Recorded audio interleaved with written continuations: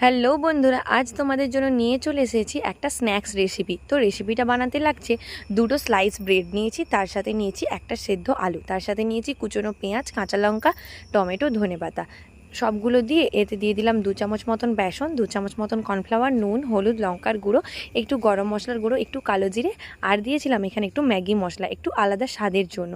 তারপরে সবগুলো ভালো করে একসাথে আমি মেখে নিয়েছি।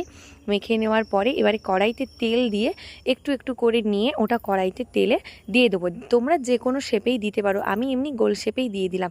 তারপরে লো টু মিডিয়াম ফ্লেমে রেখে ধীরে ধীরে একটু সময় নিয়ে ভাজা ভাজা করে নিলেই তৈরি হয়ে যাবে কিন্তু বিকেলের গরমা গরম একটা টেস্টিওয়ালা স্ন্যাক্স। তো এটা তোমরা বাড়িতে হঠাৎ করে অতিথি চলে আসলে তোমরা কিন্তু এভাবে বানিয়ে দিতেই পারো। দারুণ টেস্টি ছিল কিন্তু। আমি কিন্তু সুন্দরভাবে প্লেটিং করে নিয়েছি, তার সাথে টমেটো কেচাপ দিয়ে পরিবেশন করলাম। আমার তো খেতে দারুণ লেগেছে, বাড়িতে সবাই খেয়ে খুব ভালো বলেছে। টাটা। আজকের ভিডিওটা কেমন